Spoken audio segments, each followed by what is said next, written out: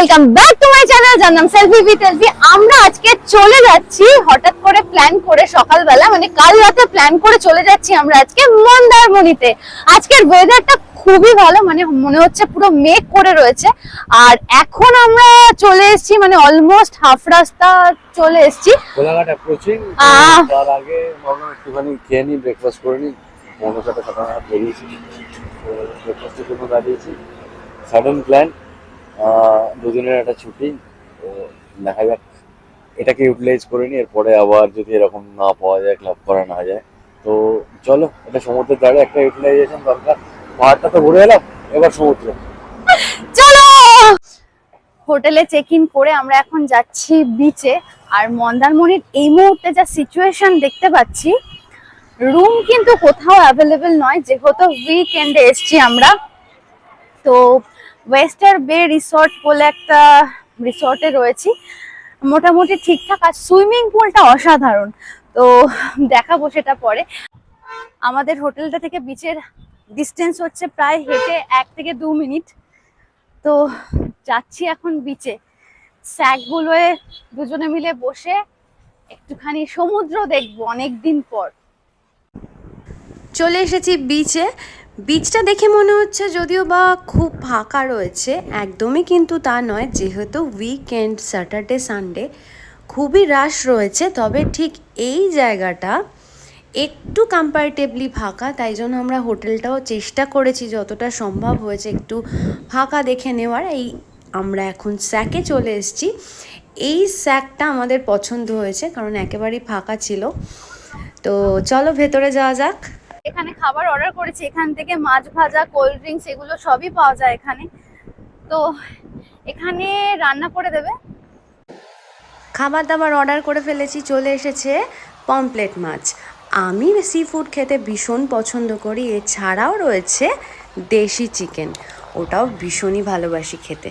এক এক করে সব খাবারও চলে এসছে, এগুলো খেতে খেতেই আমরা সমুদ্র দেখব। লাঞ্চ করার পরে, সুদীপ তো লাঞ্চ করছে, লাঞ্চ করার পর ঠিক করেছি বোট চড়বো। তো এই যে 2 রকমের বোট হয়, একটা আছে ব্যানানা বোট, যেটা নাকি শুনলাম মাছ সমুদ্রে গিয়ে উল্টে দেবে আমাদেরকে। তবে আমরা ব্যানানা বোট রাইডটা আমরা করছি না, তো আমরা নর্মাল বোটটা করব, যেটা এখানে বলেছিল 250 পার হেড। তো আমরা বলার পর বললো 200 করে পার হেড করে দেবে।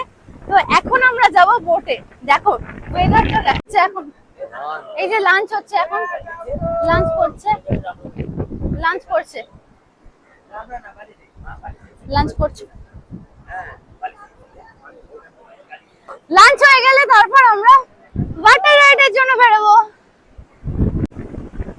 আজকের ওয়েদারটা কিন্তু ফাটাফাটি। আমরা যতবার মন্দারমণি এসেছি এরকম ওয়েদার খুবই কম পেয়েছি, কারণ আজকে একদম রোদ্দুর নেই। এই যে এইটা হলো বানানা বোট, তোমাদেরকে যেটার কথা বলছিলাম। তো আজকের ওয়েদারে একটু ট্যান পড়বে না। বোটে বসে ভিডিও করতে চাই। বলতে বলতে চলে আসছে আমাদের জন্য বোট। এই যে দেখো দূর থেকে নিয়ে আসছে এভাবে। আমার একটু ভয় লাগছে, কিন্তু এক্সাইটেড, খুবই এক্সাইটেড। চলো দেখা যাক। এই চলে এসছে বলতে বলতে আমাদের কাছে বোট। আর বোটে ওঠার আগে কিন্তু লাইফ জ্যাকেট আমাদেরকে পরতেই হবে। এখন আমরা দুজনে মিলে লাইফ জ্যাকেট পরে নিচ্ছি।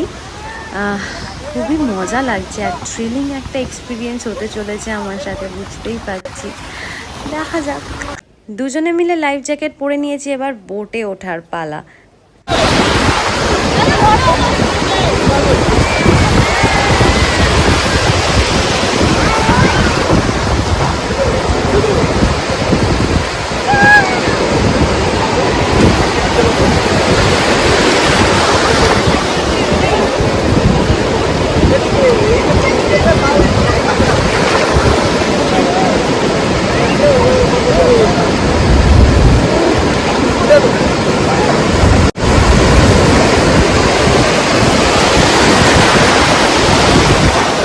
হাত নামাও না। এই সময় আমরা মোটামুটি মাঝ সমুদ্রে চলে এসেছি। আর ঢেউটা যেহেতু খুব বেশি ছিল, আমাদের বোটটা কিন্তু সমুদ্রে দুলছিল, আর আমরা ভীষণ ভয় পেয়ে গেছিলাম। তবে মাঝে মাঝে কিন্তু বেশ একটা থ্রিলিং এক্সপিরিয়েন্সও হচ্ছে আমাদের সবার।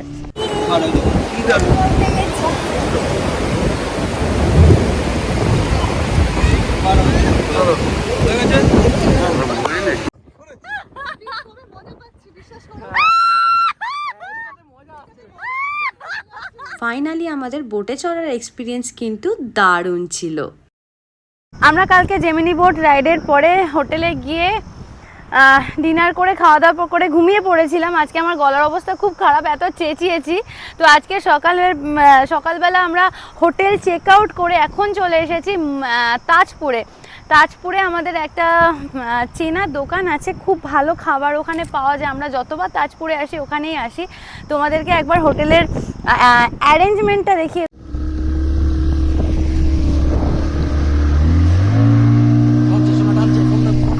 কিচ্ছু হবে না, কিচ্ছু হবে না।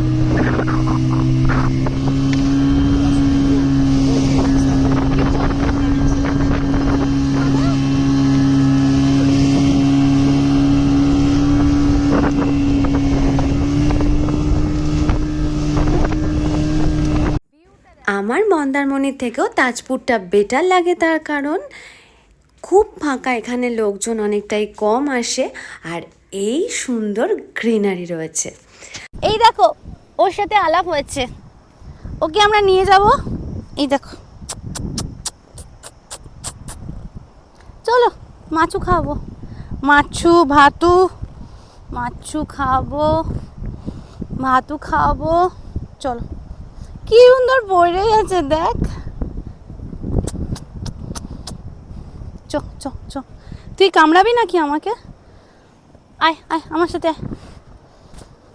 শুইতে বলবে। আছো। কোনটা ছিল রে? এসো এদিকে এসো। আজকের লাঞ্চের স্টার্টারে ছিল প্রথমেই আমুদি মাছ চলে এসছে সামনে। এই যে পুচকু বাচ্চাটাকে দেখতে পাচ্ছ, কোল্ড ড্রিঙ্কস নিয়ে বসে আছে, আর তার সাথে রয়েছে আমাদের পমপ্লেট মাছ ভাজা। ও হচ্ছে এই দোকানেরই, মানে যার দোকান তার ছেলে।